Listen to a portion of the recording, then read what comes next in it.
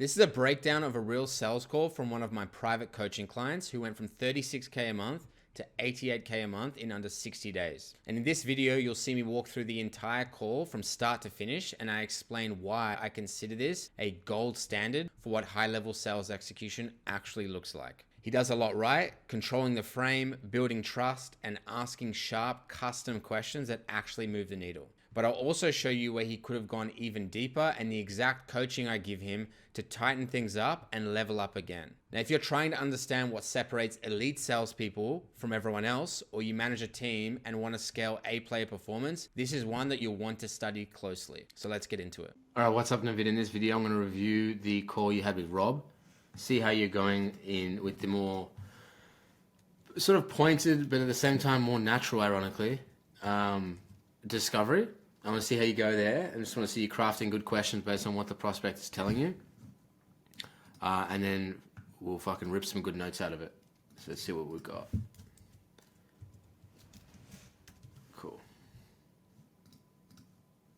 Loud and clear. How are you today, my friend? Good, and how are you? Man, I'm doing fantastic. Thank you. Doing fantastic. Very nice to meet you. My name is Navid, by the way. I'm the head admissions officer here with Finance Simplified. Whereabouts in the USA calling from, Rob? Michigan. Michigan. Nice one. I'm Australian, by the way. I don't know if you picked it up yet from the accent. So look, if my words start flying over your head, just let me know and I'm happy to repeat myself, okay? Okay. Beautiful. Well, Rob, today we're scheduled to have an interview about possible enrollment into the bootcamp and landing a developer job. Okay. Main focus of this call is really more for us to learn about what you're wanting to accomplish and ultimately to see if our bootcamp is in alignment with that. And if I am 100% confident we are in alignment, then I'm happy to extend you an invite into the bootcamp, of course. If not, it's no worries at all. I'll still do my best to make sure that you guide it in the right direction. Does that sound good? Absolutely. Awesome. Tell me, Rob, what's got you interested? Why has us here today? And most importantly, where are we trying to go? Well, I've done manual labor my whole entire life. I mean, I make a decent wage, but I'm so tired of beating myself up. And So you got situation problem when it's a goal question. It's fine.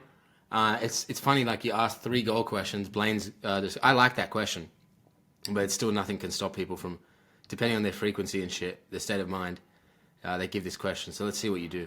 I don't get a whole lot of time with my family, and done a lot of research on tech. I've always been really interested in it. Just never pushed myself to get in. So like light goal. So let's see what you do. To it, and from what I hear and read, you have a lot more free time. So like conviction in it implied that that's what he wants.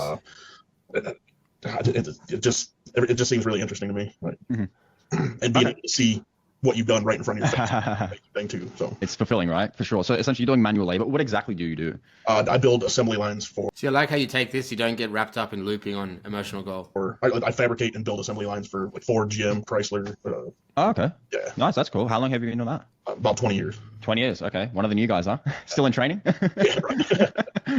Okay. Banger. And so like the goal for you, what you're wanting to accomplish is the time freedom, essentially. Perfect. Come back to it. This is exactly what you want to do. In an ideal world, you don't let them go off and take you somewhere and head 5 questions deep off the side. You just like address what they said, take it while it's hot, and then come back. Exactly like we did in training. So you're back at the goal. Spend that time with the family because you're not right now, or what's going on? But I mean, I'm working between 60 and 70 hours a week. Wow. Oh yeah, it's it takes up a lot of time. It's a lot more than that too. It's starting to wear on like my mental health, man. It's just constantly busy. Yeah. How so? I don't know, man.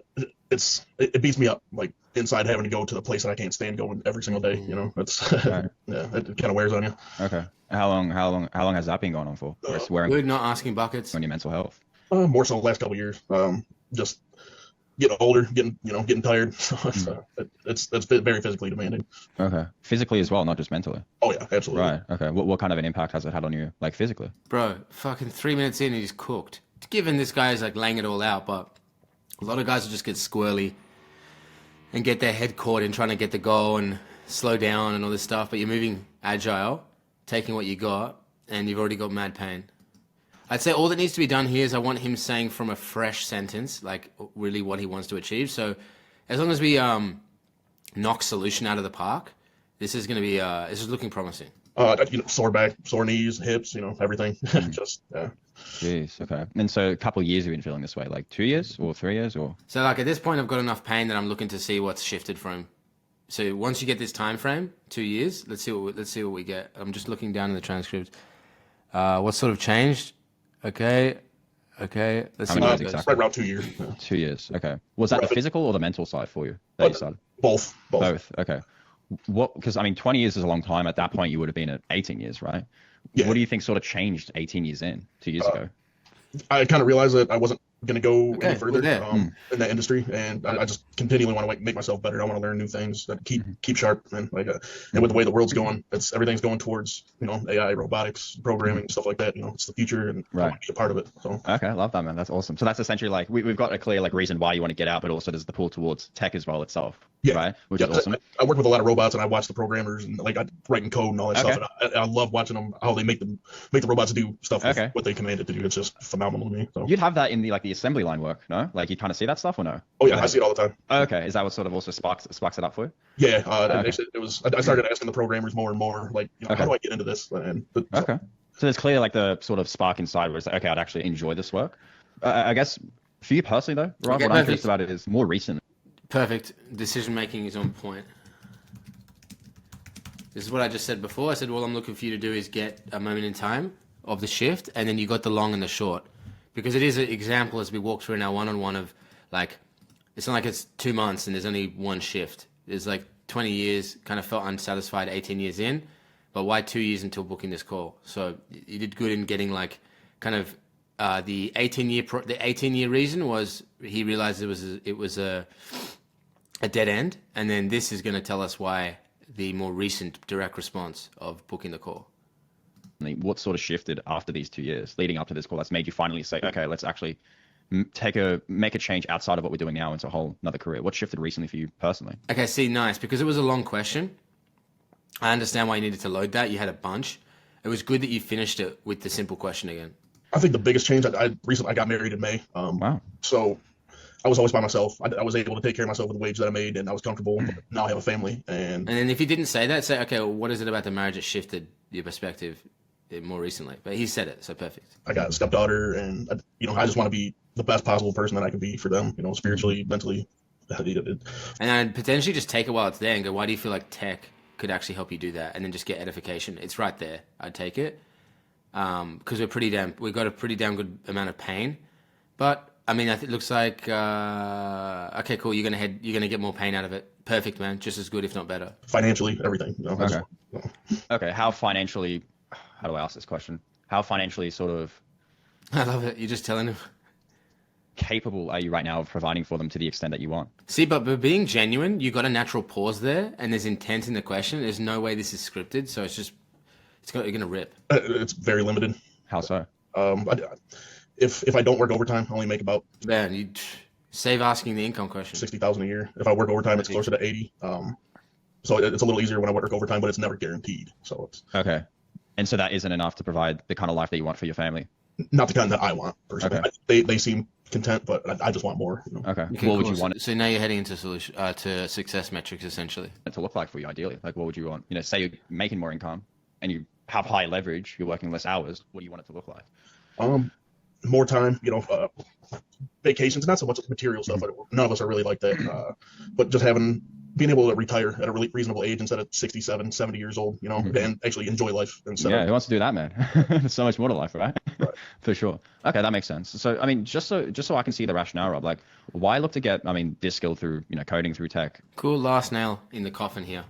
as opposed to maybe just, with what you're already doing in the current field, maybe move into like a position that is high paying for yourself, and maybe you're working less hours if that's possible, like a management position. I've tried that, and I don't know. I don't know if I have the management gene. Like it's. Okay. What makes you say that? I don't know. It's kind of hard for me. I don't know.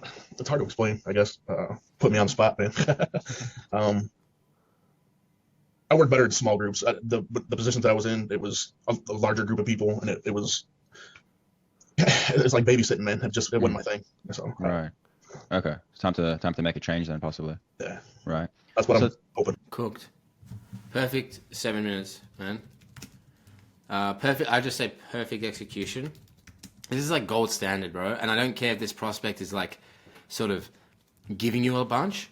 Like you can turn basically any prospect into this. And I always say this, you've got to expect this level of clarity from every prospect, in a sense, like you don't want to project on an expectation or anything, but like this is what perfect looks like. So your sales process should reflect getting every prospect to this level, right?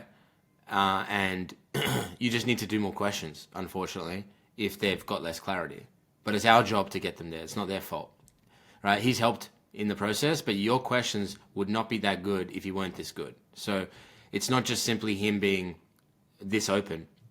You yourself have improved. Not just other reps couldn't do it. You used to not do this. So a really good job, perfect execution of everything rationale and the rationale itself, right? I couldn't really execute this much better myself. Okay. We don't hope around here, my friend. Hope is a drug. Is that a clear goal? Even calling things out there, that's beautiful. Oh, we set a timeline and a clear plan to get there, right? That's how we achieve the outcome that we're looking for. It's good to have a bit of hope, though. You always have to have hope, right? Help you through the ups and downs. So over the past 2 years, Rob, that this has been going on. I mean, what have you sort of been doing in order to, get out of your current field, right? Your current occupation and get into something that is high paying and you're working less hours? Like, what have you sort of been doing around that? Even outside of tech, not even just specifically with this. I've been researching all kinds of different fields. See, if your language is tight enough, some people would say if they looked at that question on a script, they'd be like, that's too wordy. But just the way that you say it is the intent is driving it. So it's beautifully done. It's your own first question in objection finding. Investments, it's day trading.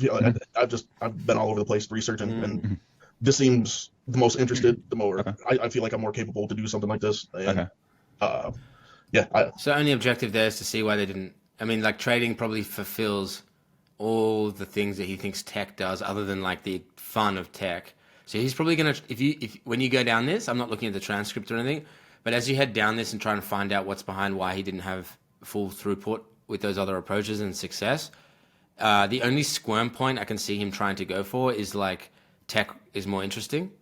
And like we've got him in a good spot, so I'm not going to try to roast him too much, but I definitely want to walk hand in hand into like the mindset and just see what's going on there.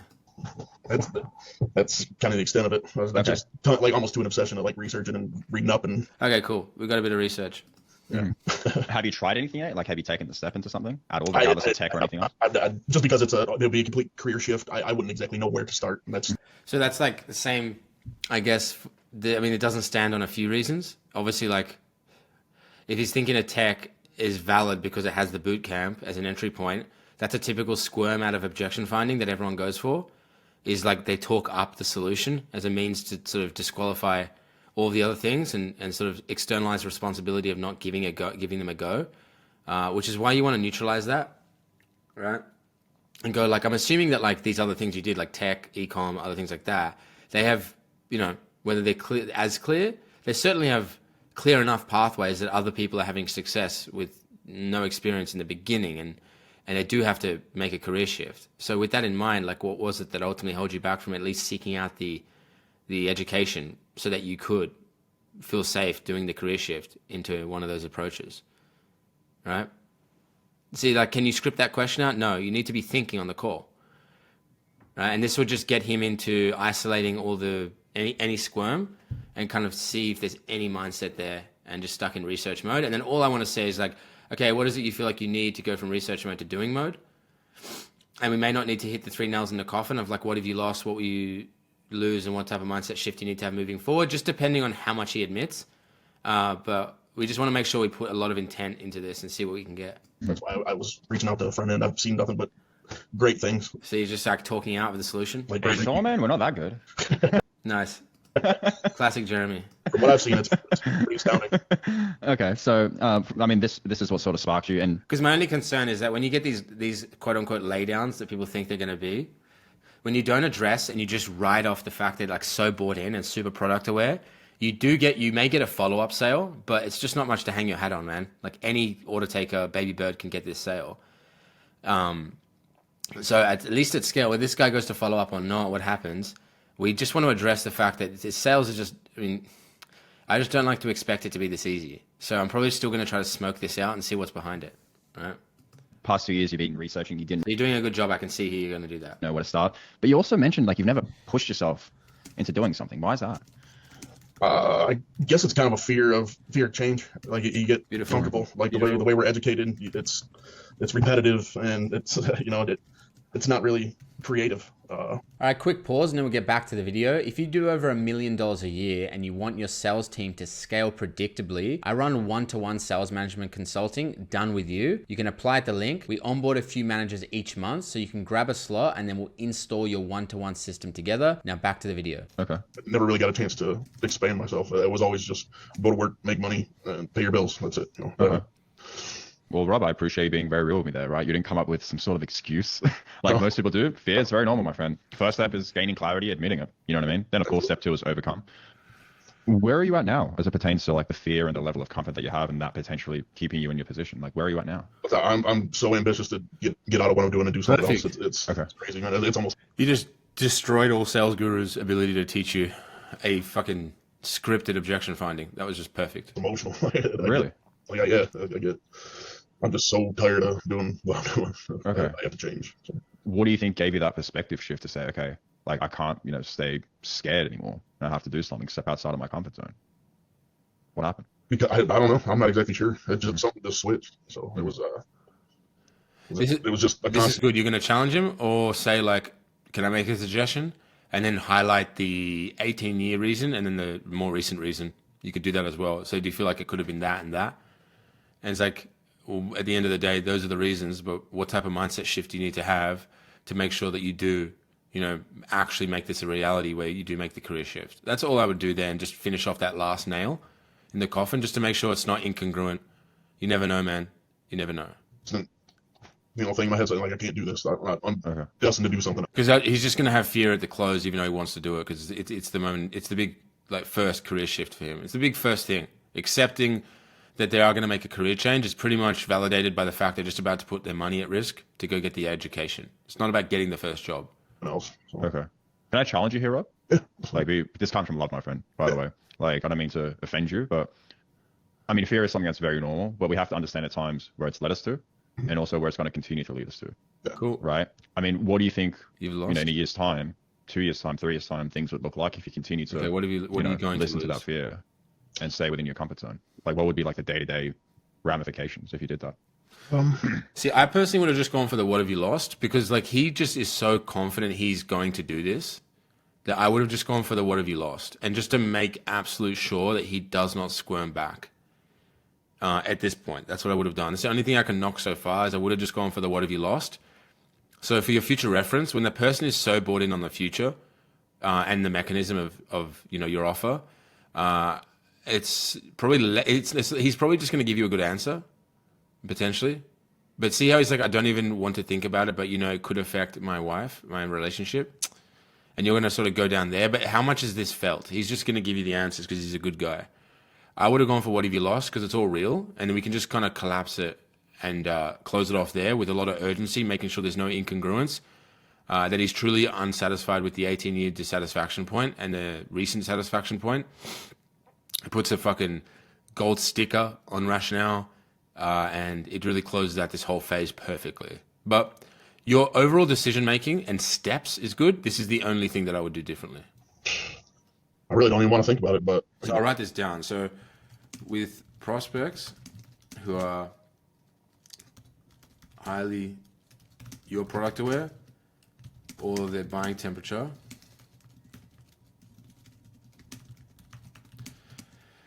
is considerably high, i.e. they have no concerns with your offer mechanism, right? Plus, they have 100% put behind them. Like they've put in their language, they've 100% put behind them their current approach, put their current approach behind them.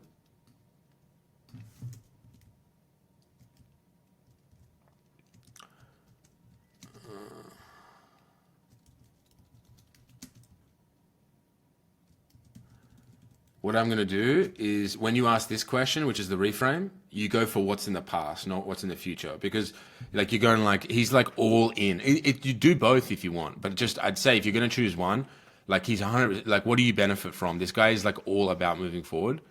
Saying what are you going to lose if you don't do it? It's like these why guys don't land in consequence a lot of the time because they've already cooked the person, right? Now you can sit there and go like, it's important if we don't talk about what happens if we don't, right? I would have pre-framed that. If you said to me, Jack, you have to ask what will you lose in the future with this guy, I would have at least pre-framed with saying like, I'm not questioning your willingness, right? But when people aren't willing to consider failure and get super clear on that, they're not willing to do all that's required to achieve success, right?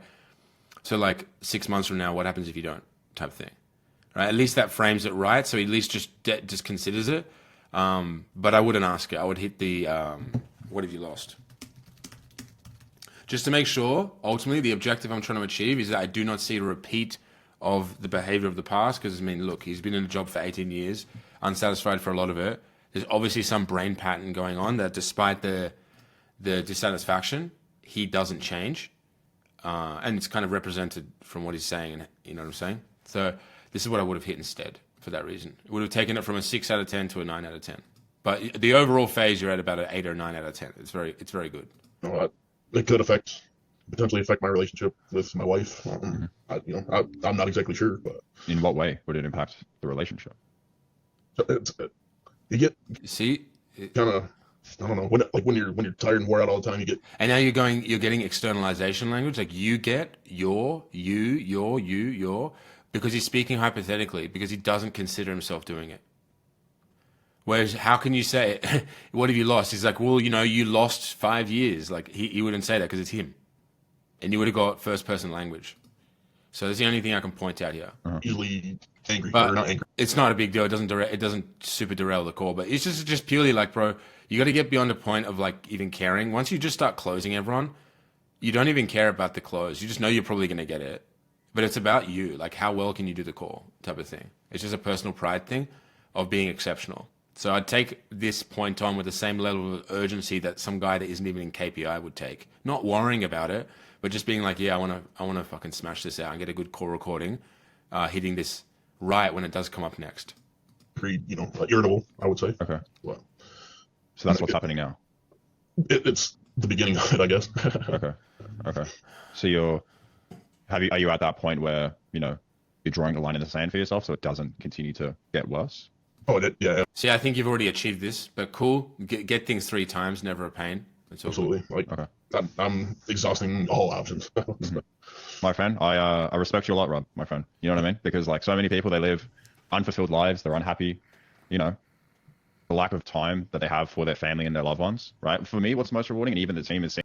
What I would have said there as well is just to train the prospect. It's siloing and identity framing is going like, yeah, you can say like, Rob, my friend, I respect you a lot for saying that.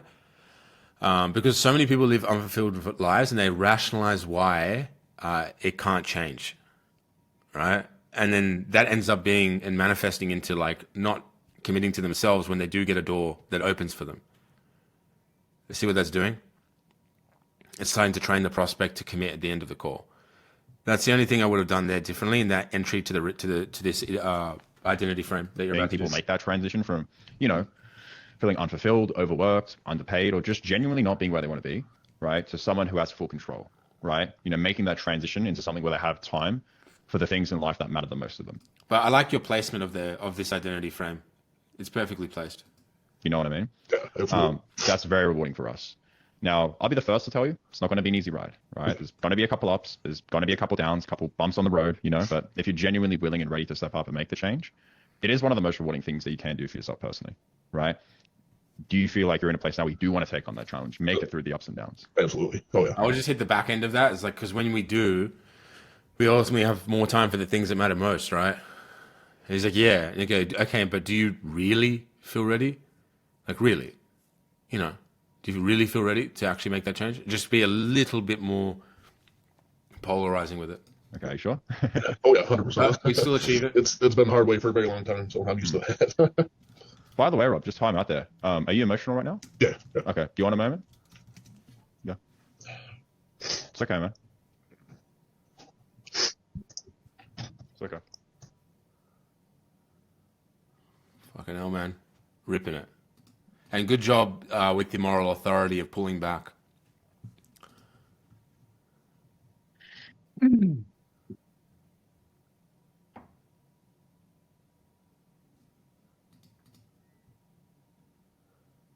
just pause it until it plays again. Man, you got this guy Getting a box of tissues. Okay, perfect. Oh, my friend, you'd be surprised. You'd be surprised. The way I see it, Rob, is, I mean, career, I mean, it's second probably on the priority list in life, right? First is family, of course, but I mean, it's a personal journey at the end of the day. We're not sitting here talking about the ins and outs of tech. It's about, how it can change things for you. It's a personal journey. Oh, yeah. That's why I love what I do. It's life changing. Are you okay? You good? Yeah. Yeah. Okay. Awesome. Now I understand, Rob, you are a very busy man doing 60 to 70 hour, weeks. How would you find the time to dedicate to something like this? Well, I have a decent nest egg saved up, so I can take some time off to put myself through it. So Time off. Okay. I'm not sure how necessary that will be, depending on your schedule, because I wouldn't want you to live under the stress and anxiety of running out of savings or anything. oh no, no. I mean, as it stands right now, how many hours per week roughly do you think you could dedicate? Bear in mind that it is custom paced. You can do it on the weekends. You can make up for it on the weekends. How much time could you commit? Realistically, probably 2 to 3 hours a day, more on the weekend. Perfect. Yeah. Perfect. Yeah, that's perfect. Yeah, absolutely. 2 to 3 hours per day. Okay. You won't have to take time off unless you really want to. You know what I mean? Unless you really want to go full force with it.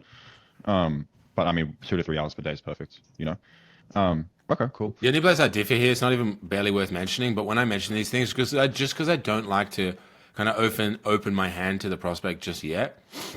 When I say this stuff, I say our clients instead of you. I don't say you would only have to do this, you would have to do that. I say, well, our clients don't have to actually cut down their hours at their job. Ultimately, it takes them 2 to 3 hours a day, and if they want to commit more, they can, but it's not required to get to the level where they can make that change in XYZ time. Does that make sense? And it just kind of pulls it away. It just kind of keeps the FOMO there a little bit. So that's what I would do personally, is just kind of turn where you can pre-presentation, right? Turn the you into our other clients, right? You'll benefit by maintaining the light FOMO, right? And it also just, this is something you can do with absolutely everyone, even people that are less aware, because this guy's your product aware. He's cooked, right? And you've just done a great job taking advantage of that and doing your job. But with prospects that are less your product aware, and they're just solution aware, they know tech can help, but they're not sure if, the boot camp itself is the answer for them. This is where it would benefit you by just going out other clients. And I sell the way I sell to everyone. So it just keeps me sharp as possible because I do it this way. So you'd benefit by maintaining the light FOMO and addressing the level of awareness, i.e. solution aware, and not your product aware, right? Addressing the level of awareness, i.e. solution aware, not product aware, prospects, right? It's 2 secs. Yeah, and addressing the level of awareness, i.e. your solution aware, or solution aware, and not your product aware, of colder prospects, right? And just keep that. It just keeps maintaining that pull into the business. So in regards to, I mean, there's a lot of things out there, Rob. I know you mentioned the reviews with us specifically, but if you do, why do you feel we're the people that could help you with this transition into tech, besides just the reviews? This will just get the most cooked, perfect answer because it's your product already. Just even just talking with Simon and me, back and forth with you and Simon, it feels like you guys actually care. That's, I mean, you'd hope so, right? Yeah, right. It's career at the end of the day. Yeah, I mean that was the biggest selling point for me. Okay. It wasn't just be able to take your money and show you the stuff. So. Yeah, for sure. Yes, this is one of these old classic sales things that they talk about, the feel, felt, found thing. When you identify a prospect like this that is big on testimonials and you care and all this stuff, and less about the superiority of the mechanism, like a more rough and tough, sophisticated guy. This is where you do use feel, felt, found and say stuff like, yeah, well, our other clients felt when they come to us X, Y, Z. And these are just things that are just going to be like honey in their ear. And you just say it obviously without an agenda, just a bit later in the call when you get a chance and go, it's interesting you say that. Some of our other clients found that when they came to us, they were a bit unsure about X, Y, Z. And then they really felt that, when they did get started, they were able to find their way and get results. And he's going to be like, yeah, that's how I feel. You're like, yep. Right? So just addressing the that good old style of sales, which I don't really adhere to too much, of the avatars or the archetypes. But this is just something you can use. Would just beef it up a little bit. Or run away to Colombia or something. Right. Okay. And like when it comes to like what you need from us, Rob, like, you know, say you sat down with the coaches, the mentors, David himself, and, you know, we mapped out like the So we're moving to the edification of the benefits, most help, ideal criteria, whatever people are calling it these days. like roadmap for you to get out of, you know, what you're doing now, like the assembly. What was the actual role called? Assembly line, but what's your job title? Machine builder. Machine builder. Get out of the machine building into, you know, get into tech. What do you feel like you need from someone like us when it comes to the training and the support? I actually learned. I pick up very quickly. I always have, but I would definitely probably need some one-on-one for sure. Okay. Just if I get stuck, you know, stuff like that. But Okay. I probably wouldn't. I try to do it myself until I can't. You know, I'm that person. So. It's a good mindset to have, actually. We wouldn't recommend it, but like once you gain more experience as you progress, it's like good to kind of get into your own problem solving sort of headspace. Yeah. And then if you can't progress, then you reach out, right? It's not like a requirement, but it's what we suggest. How do you think the one-on-one mentorship will help you, like, you know, progress if you hit like a bit of a roadblock? Just from my own experience and what I do now, just another eye looking at it helps. Just sees from a different perspective. But obviously, the person I'd be talking to is knowledgeable about the situation. But I mean, yeah, again, you'd hope so, right? Right. You wouldn't want to go skydiving with an instructor who's on day one. You know what I mean? You don't feel very safe. Skydiving anyway, but yeah. Okay. So, I mean, given you have that, like the support that you need, right?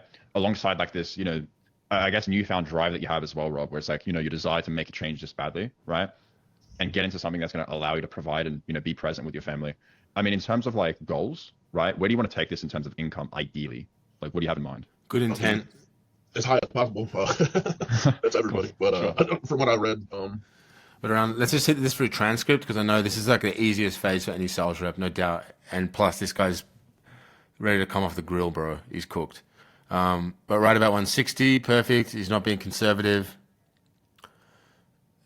Cool. Gap building 2.5x. Now you're doing what we're saying. Perfect. Building a gap where you can. Sorry.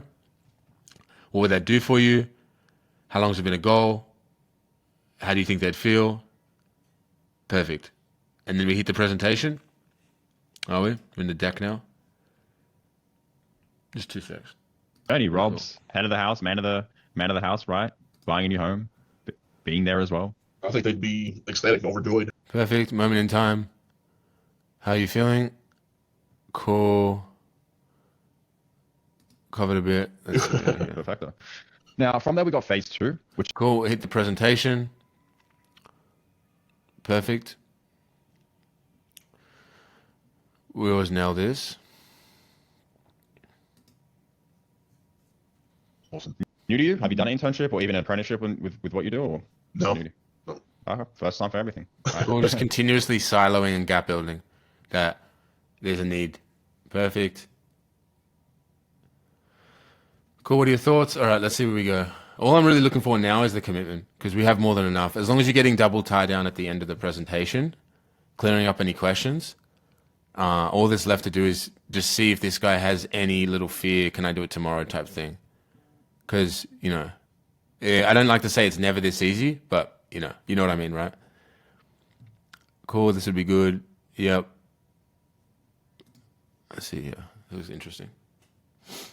Yeah, it's like Star Wars kind of thing, right? Cool. Right. Star Wars, but it's pretty cool. Darth Vader vibes. Awesome. Well, then last but not least, does that sound fair? Sounds completely fair. Awesome. On the process we covered together there, Rob, what questions do you have for me on that specifically? It was pretty straightforward. I don't really. You know, questions, are you sure? Cool. Or do you feel like this specific person gets you where you want to go? Absolutely. Okay, what specifically? Double tie down.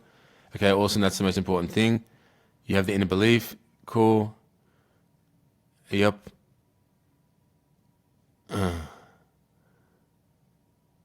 Cool. More than happy.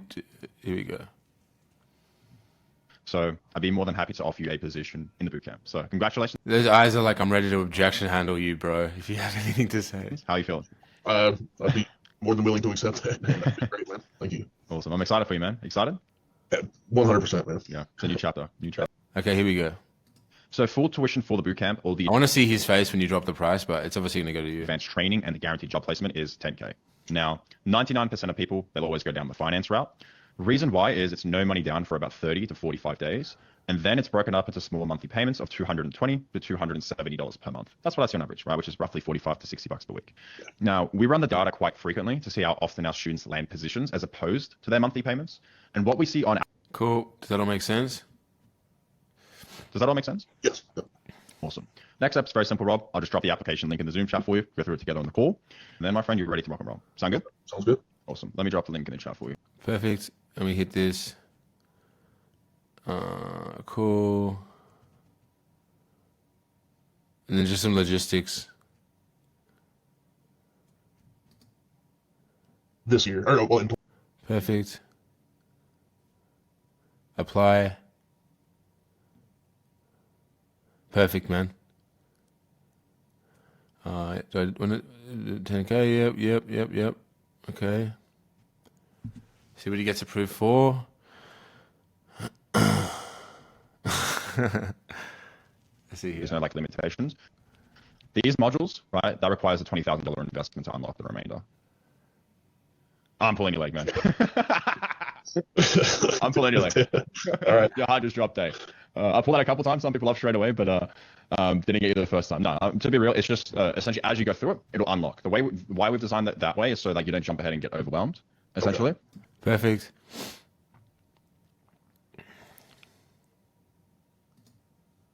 I've never experienced this before. I'm gonna hack your whole computer. Let me stop that. All right, cool. I'm out of control now. Any questions on that? No. Cool. Sweet. Credit set up. We're done. All right, man. Perfect. So this is just an example of a gold standard call for the most part. Very much worth most salespeople out there listening to this, because I can tell you people will say, oh, this guy's a laydown. It's like most people would have an absolute inability to handle someone like this so well. And this is what they've got to kind of got to hope for as their main food, right? But this is just like easy for us. But what we did so well is take advantage of it, because I'm not looking at the prospect. I'm looking at how well you do compared to the prospect. In my opinion, when I'm reviewing calls, I really look at like if the prospect is a 3 out of 10, you need to be doing a 7 out of 10. You know, like you get my kind of math there. It's like if they're easy, you need to be doing very well in and of itself, you know? And if someone's really tough, then obviously, yeah, we still have the same expectation if they're a good fit to get them to make the commitment. But like, you know, as long as you get the order, it's fine. But with this guy, like I really needed to see you do fantastically well, and you did, because your decision making was on point throughout. Everything pre-rationale completely cooked the call. Most people just wouldn't, whether it's from a lack of process or a lack of execution and decision making and where to go and stay light, would have mucked that up, even an average closer. You did a good job not getting complacent heading into objection finding. I think this was what I said was the only thing I could knock. Really, other than this, is so granular, right? But with prospects who are highly your product aware, or their buying temperature is high, i.e. they have no concerns with your offer, the mechanism, and they're bought in therefore on the future because they've put their current approach 100% behind them, you want to hit the what have you lost question if you're only going to hit one of those 3 nails in the coffin. I still would have gone what have you lost, what type of mindset shift you need to have moving forward. Perfectly reasonable, and I would have taken that phase from like a 7 out of 10 to a 10 out of 10. But other than that, I would give most of the call a 9.5. It was super solid out of 10. Good identity frame. Again, I said I would have just given it a bit more beef at the top or the bottom, just a little bit more. And then when you can, this is just for you with other prospects that are a bit tougher cookies. Pre-presentation, which is really the device we use to raise the prospects your product awareness. Pre that, turn yous into our other clients, because you'll benefit by maintaining the FOMO of the pull into the business and addressing the level of awareness that a colder prospect is actively at. When they're only your solution aware, like in this case, I believe in tech as a career, but less I believe in the boot camp. Without saying you, and we will do this for you, what you say is we do for other clients.